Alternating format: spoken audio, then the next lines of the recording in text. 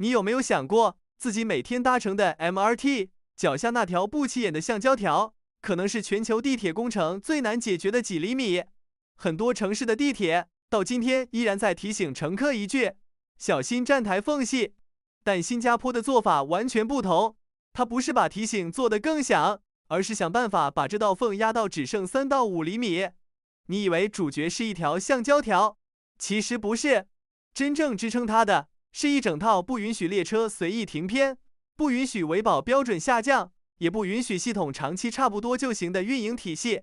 这个题目表面看是新加坡 MRT 的安全设计，但往下拆，其实隐藏着一个更深的问题。面对人口老龄化，一个社会愿不愿意为了让每个人，尤其是长者和行动不便人士，更体面、更独立的出行，长期投入成本？因为对年轻人来说，3厘米可能只是一个不起眼的数字，但对长者、轮椅使用者、推婴儿车的家庭来说，这3厘米可能就是能不能自己走进地铁站的分界线。先看现实条件，新加坡的公共交通不是可有可无的补充，而是多数人每天要依赖的主系统。用车证、停车、养车成本都很高，决定了就算有些家庭买得起车，也不会把所有通勤都交给私家车。MRT 和巴士才是城市真正的骨架。第二个背景是人口结构，新加坡官方数据已经很清楚，65岁及以上公民占比超过20%，而且还会继续上升。这个变化会直接改写交通设计的优先级。以前你可以把无障碍当成少数人的需求，现在不行，它已经变成主系统每天都要处理的常态。站台边那一道缝也就不再是偶尔让人绊一下的小问题，而是越来越多长者、轮椅使用者、推车家庭每天都要跨过去的一道门槛。这里最关键的一点是，缝隙带来的成本不只发生在站台上。今天一个老人因为那道缝不敢独自搭车，后面可能就变成要家人陪同，要改走更慢的路线，要减少复诊以外的出门，甚至更快进入被动照护。这个账最后不会消失，只会转移。再看系统层面， LTA 长期公开轨道系统可靠性指标，比如每发生一次超过5分钟延误的平均行驶里程。你可以不背数字，但能看出一个方向。新加坡把公共交通当成制度承诺，不是普通商业服务。它不是先接受系统会将就，再靠乘客自己小心一点。它的逻辑更像是，既然这套系统承载的是大多数人的日常，那细节就必须提前处理。换句话说，这3厘米不是装修感，也不是形象工程，它是老龄化、土地约束和高公共交通依赖一起逼出来的政策选择。现在进入最容易被说浅的一段，很多人看到站台边那条橡胶填充条，就会以为答案找到了。其实完全不是。那条结构能不能安全工作，前提只有一个：列车每次进站都得停得非常准，不是大概，不是差不多，而是反复停在几乎同一个位置。行业里谈这类缩缝方案，常见前提就是停车误差要压在厘米级。为什么要求这么高？因为站台边缘同时牵涉车门位置、站台门位置、车体轮廓、乘客上下车动线，还有填充装置本身的接触关系。只要列车停靠位置每天飘一点，填充条就会反复受到不正常挤压和摩擦，久了不是安全加分，反而会变成新的磨损点和维护负担。所以真正支撑3到5厘米缝隙的，不是橡胶，而是列车控制能力。像 CBTC 这一类通信式列车控制系统，价值就在这里。它让列车定位、速度控制和车距管理更精细，也让进站制动和定点停车更稳定。这样一来，站台门和车门才能长期对得上，缩缝装置才有存在意义。但光有信号系统还不够，轨道会磨耗，车轮会磨耗，悬挂会影响车体高度，站台结构长期使用也会有偏差。哪怕车停得准，只要轨道状态和车体姿态开始飘，缝隙一样会重新变大。这就是为什么新加坡这件事看起来像一个小配件，背后其实是整套精密运营。还有一个常被忽略的条件，就是夜间维保窗口。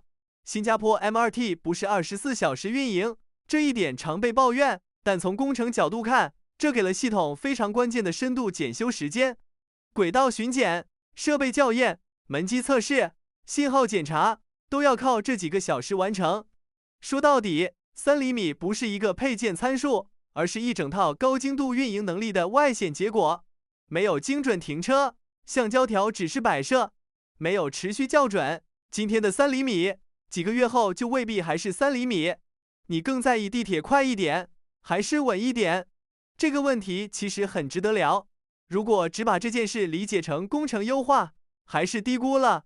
因为在超高龄社会里，站台缝隙不是技术细节，而是制度细节。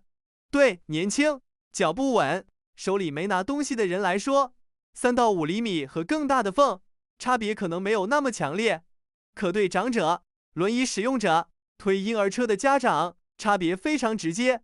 真正影响人的，很多时候不是跌倒本身，而是上车前那一瞬间的犹豫。我能不能自己过？我要不要等别人扶？这一班我要不要放掉？一旦这种犹豫每天重复，它最后改变的就不是一次搭车体验，而是一个人的生活半径。新加坡为什么会越来越认真处理这种细节？因为它面对的人口结构很硬，长者越来越多，家庭越来越小，双职工家庭很普遍，照护时间本身就贵。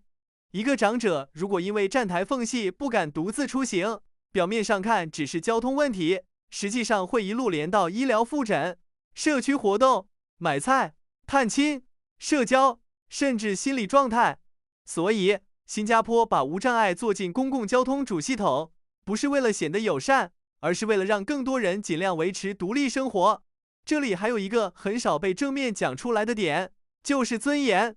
很多城市的无障碍依赖工作人员协助，这当然重要，也值得肯定，但它同时意味着当事人每次出行都要先暴露自己的不便，等别人安排，再接受额外流程。新加坡缩小缝隙，再配合站台门、电梯、无障碍通道、清晰导向，本质上是在尽量把求助模式改成自助模式。这个转变很重要，因为真正成熟的公共系统不是等你开口求助才给你通行，而是默认你本来就应该能像其他乘客一样进站、换乘、上车、回家。你有没有见过有人因为站台缝隙或者高度差，在车门前明显犹豫？如果有，那一幕其实就已经说明问题了。讲到这里，最容易掉进一种很轻的吹捧，新加坡做到了，所以别人只是没认真。这个判断不对，更接近现实的说法是，新加坡解决这个问题的条件，很多老牌城市根本没有。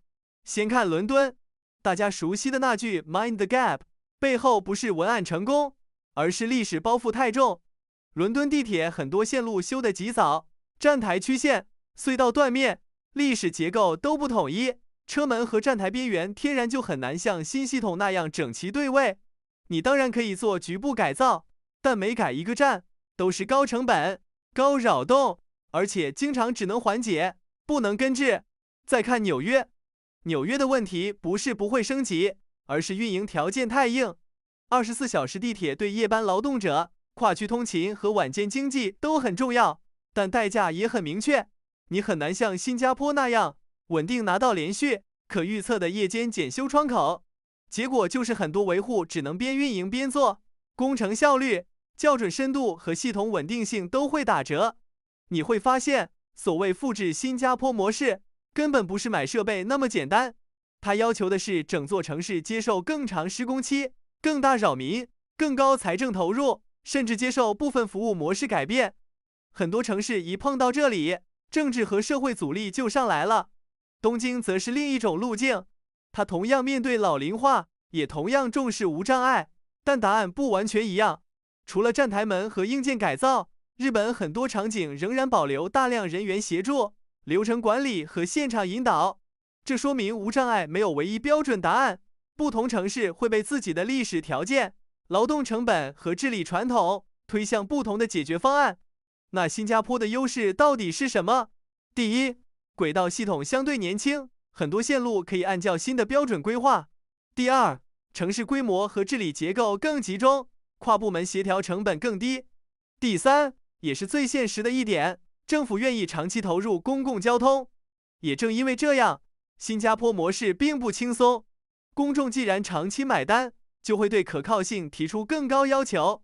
高投入换来的不只是掌声，还有更高密度的问责。